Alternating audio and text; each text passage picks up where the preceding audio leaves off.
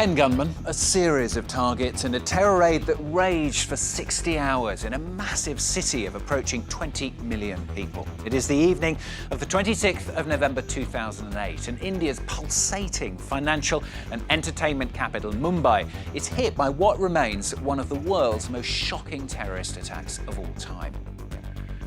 The gunmen, all Pakistani militants, set sail from Karachi, 900 kilometres northwest, on a cargo ship before hijacking a fishing vessel and then coming ashore in inflatable dinghies. They split it into groups of two, coordinating shooting and bombing attacks on a series of targets from the central station to luxury hotels, including the Taj Mahal Palace Hotel, a cafe, a Jewish centre, and even a hospital. In all, 166 people killed, plus 9 of the gunmen themselves, the only surviving one executed in India 4 years later. At the time, the Indian response clear.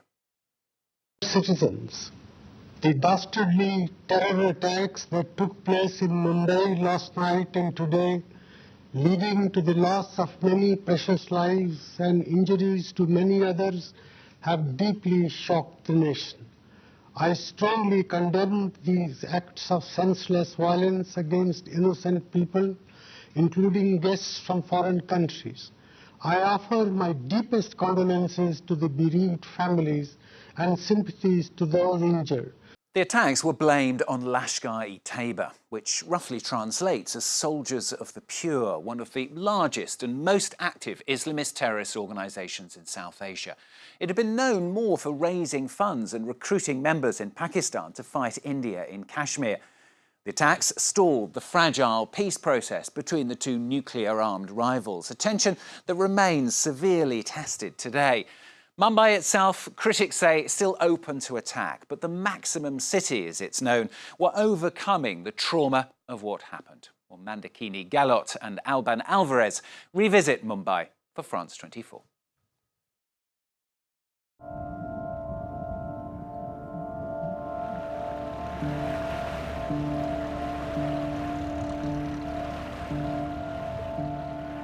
ते घोडीमध्ये माणसं आली दुसरी गेली ती मला माहीत नाही तिघे मिळल्या त्या बोटीमध्ये मला मी त्या बोटीमध्ये त्यांना विचारलं कुठून आले तुम्ही बोलता नाही कुठून आले बोल ना और ज़्यादा मत बोलना क्या और मैं भी डर गया उसको मेरे डर गया तो मैंने मारेगा तो मेरा तौबा होएगा मैं भाग गया थोड़ा.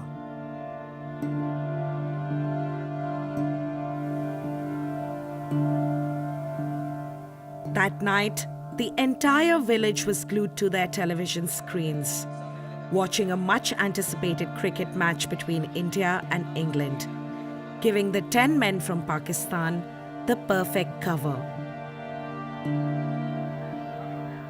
पहले वो पुलिस को कॉल किया और पुलिस को पूछा कि हम लोग ये बोट है हम ला रहे हैं वो जो छोड़ के चले गए मैं लियोपोल में ब्लॉक दस हो गया उसका आवाज़ हो गया तभी समझ गया कि ये लोग अतिरेकी है.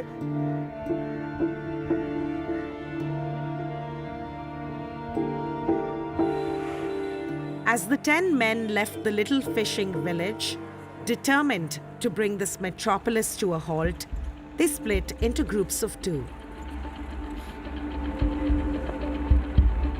One group headed to the legendary Cafe Leopold. Another to the city's busiest train station. Soon, gunshots would ring out at the Jewish Centre, at the Oberoi, a luxury hotel on the promenade, at Kama Hospital, and finally, at Mumbai's iconic Taj Hotel. In a matter of minutes, the 10 men would bring this 5-kilometer zone in the heart of the financial capital to a complete standstill.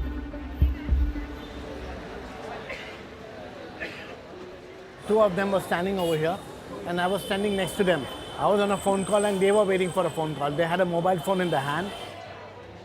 Cafe Leopold is a Mumbai institution, a favorite with tourists, a symbol for the city's cosmopolitan way of life. Farang's family has owned it for generations. When they walked in, within that 4 minutes, they fired about 120 rounds of bullets. There's a bullet mark over here also on that thing over there. It was important for us to leave these marks because history has been created over here. Now, even after the incident happening 11 years down the line, still there are many people who are coming from all over the world. They come and ask us that, could you please show us where the bullet marks? In a matter of minutes, 10 lives were lost. But Café Leopold, just like the city it calls home, was back on its feet almost immediately. With the grace of God, the very fourth or fifth day, when the whole thing got over at the Taj, we opened the very next day. The impact was fantastic. The crowd that came in was uncontrollable. We want to show it to them that once again we are back on our feet, and in Mumbai, nobody stops. We go on ahead with life. We have to introduce security. We check the bags. We have metal detector also. So we check each and every customer that comes in.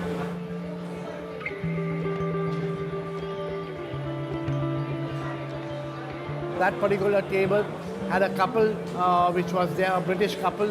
The husband was very badly injured, for which I learned that he was airlifted from Bombay. And now every 6 months he comes back to Leopold, and every time we meet him, he says that I've come to finish my beer. If Café Leopold was an attack on Mumbai's way of life, the next target was selected to extinguish that life completely. The Grand Chhatrapati Shivaji terminus, the beating heart of the city. Each day, 1 million passengers pass through its Gothic arches and board suburban trains that fan out to every corner of the city. It's here that the terrorists would exact their deadliest toll of the night. 58 people killed in less than 10 minutes.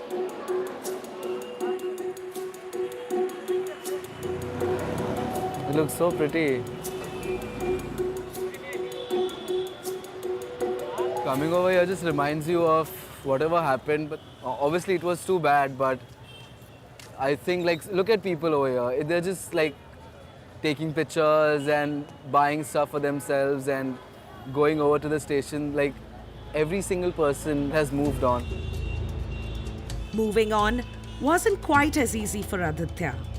He had turned 12 that day and was impatiently waiting for his father to get back home from his job at the station. He was chief ticket inspector. He was out drinking chai on the station, where suddenly he could hear gunshots.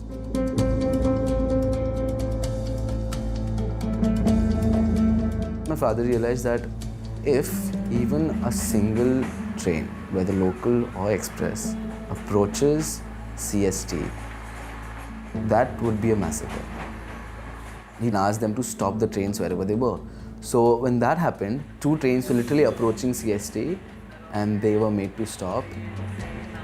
That single move would save thousands of lives. But as Aditya's father came out of the control room after stopping the trains, he was hit in the back by a bullet. I was so angry. I was like, maybe I need to focus this anger and join the army or the navy and help my nation. Now, we refuse to get angry. We just remember nice things about him. Even on 26/11, we started celebrating my birthday because I used to be, why should I celebrate, honestly?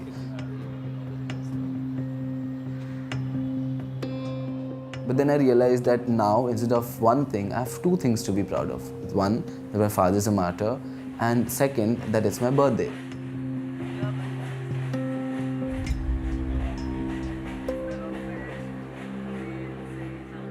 3 kilometers from the station, in a discreet back lane, sits the Nariman House. A haven for Mumbai's dwindling Jewish community. Not many in the city were even aware of its presence until it became the site of a 36-hour-long hostage crisis that left 7 people dead. Rabbi Koslovsky arrived soon after from New York to comfort the small Jewish community in India. Coming here a number of years ago for the first time, we looked for a place that was built and designed to remember that attack. We couldn't find. After a hard work of few months, we were able to gather the names. So we have 176 names, those who were killed among all the different sites in Mumbai on November 26, which this is the first part of the whole museum that we're building. The scars of the attack, visible all over the Jewish center, will be part of this museum.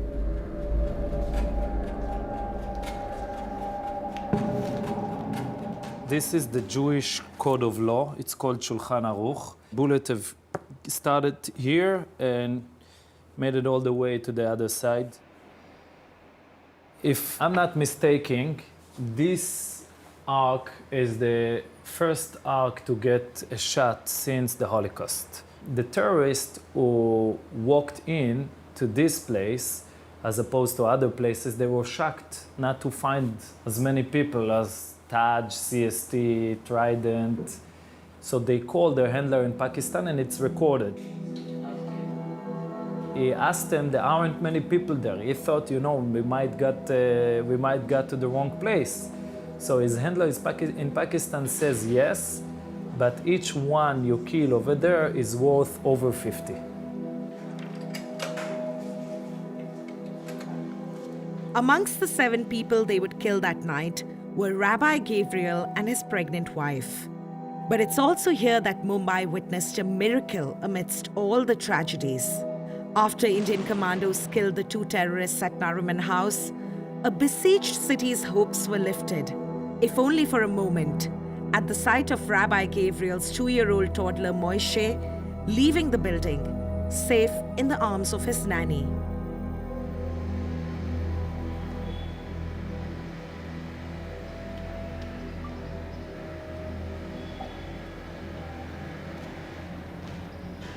This is baby Moshe's room.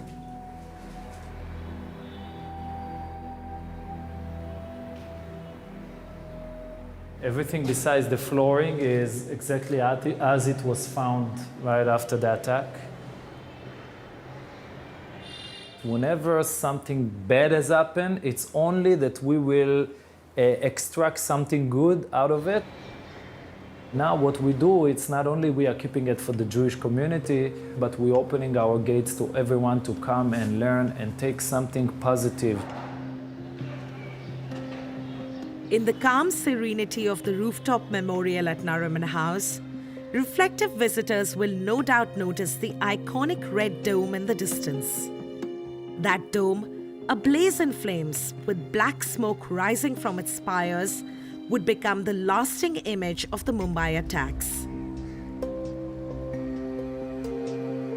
The Taj is not a hotel, it's an institution. For the employees, it is a home, it's a temple, mosque, church, whatever you want to call it. And that's the way this place is. Chef Hemant Oberoi was one of those employees until he retired in 2012.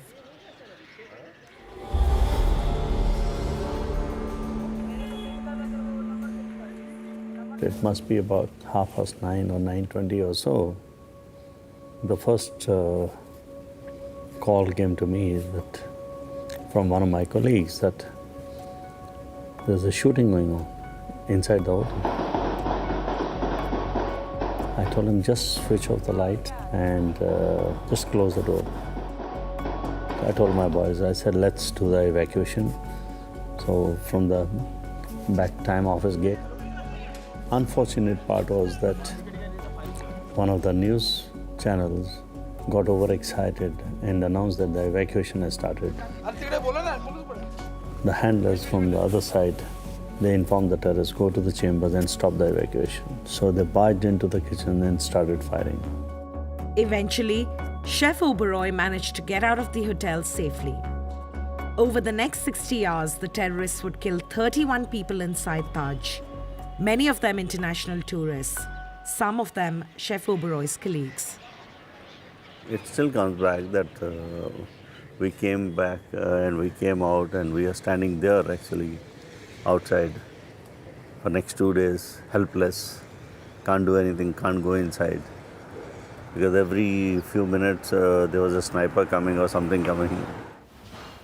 Today, Chef Oberoi runs a successful restaurant in the city, 30 kilometers away from the Taj. Here, he hopes to train a new generation of chefs as a tribute to the colleagues he lost that night. Come, Naveen.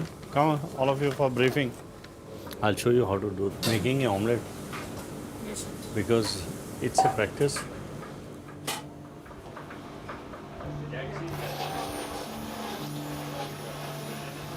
Pepper. एक दो बारी करोगे seasoning हो जाएगा. Of the 10 men from Pakistan, only one would survive the 60 hours of horror. Ajmal Kasab. Following a highly publicized trial, he was executed in November 2012. With his death, Mumbai closed a painful chapter in its history.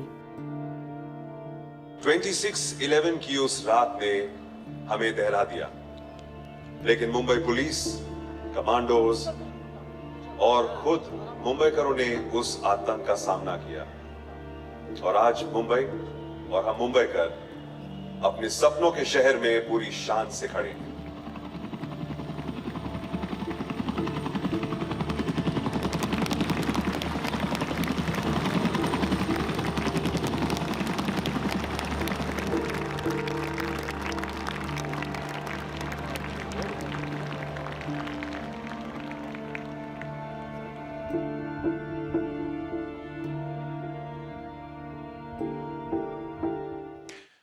Mandakini Gahlot and Alban Alvarez revisiting Mumbai for France 24. Well, that's all from this week's edition. Of course, you can catch it and the previous editions as well on our website at france24.com. More news coming up. Thanks for watching.